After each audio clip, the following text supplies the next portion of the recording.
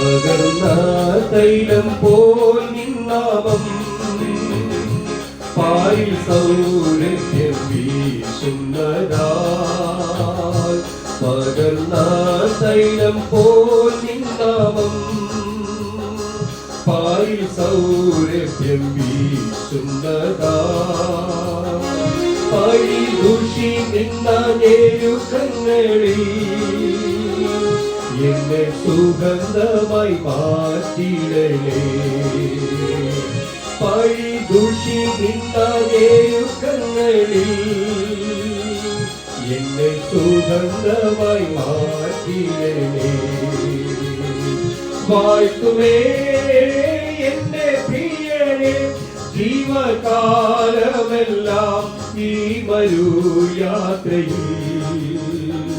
നന്ദിയോടെ ഞാൻ പാടിടുമേ, നന്ദിയോടെ ഞാൻ പാടിടുമേ, നന്ദിയോടെ ഞാൻ പാടിടുമേ.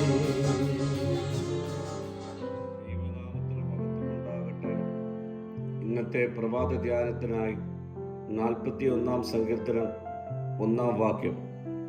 എളിയവനെ ആദരിക്കുന്നവൻ ഭാഗ്യവാൻ, അനർത്ഥ ദിവസത്തിൽ യഹോവ അവനെ വിടുവിക്കും. ദരിദ്രരോടും ദുർബലരോടുമുള്ള ദയയ്ക്ക് ദൈവത്തിൻ്റെ സംരക്ഷണവും കഷ്ടകാലത്ത് വിടുതൽ ലഭിക്കുമെന്ന് ഈ വാക്യം നമ്മെ ഓർമ്മിപ്പിക്കുന്നു. ദരിദ്രരെ പരിഗണിക്കുന്നവർ കഷ്ടകാലത്ത് അനുഗ്രഹിക്കപ്പെടുമെന്നും കർത്താവിനാൽ സംരക്ഷിക്കപ്പെടുകയും ചെയ്യുമെന്നുള്ള ഒരു വാഗ്ദാനം കൂടിയാണ് ഈ വാക്യം. ദരിദ്രരെ പരിഗണിക്കുക എന്നത് അവരുടെ ആവശ്യങ്ങൾ ശ്രദ്ധിക്കുന്നതിനേക്കാൾ വലുതാണ്.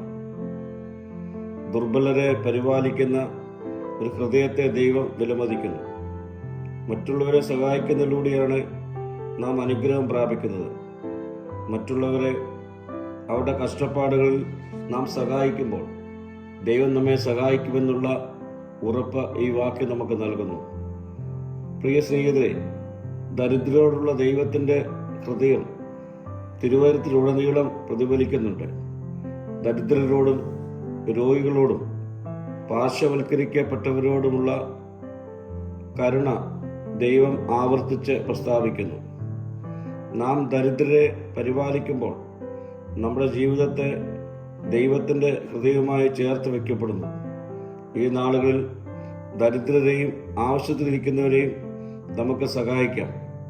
ദൈവം നമ്മുടെ ആവശ്യ സമയങ്ങളിൽ നമുക്ക് ആവശ്യമായത് തന്ന് നമ്മെ ശക്തീകരിക്കും. പ്രാർത്ഥിക്കാം. കർത്താവേ, മറ്റുള്ളവരുടെ ആവശ്യങ്ങൾ തിരിച്ചറിഞ്ഞ് പ്രവർത്തിക്കുവാനുള്ള കൃപ എനിക്ക് നൽകണമേ. മഹത്വം നീ എടുക്കണം. യേശുവിൻ്റെ നാമത്തിൽ തന്നെ. ആമീൻ.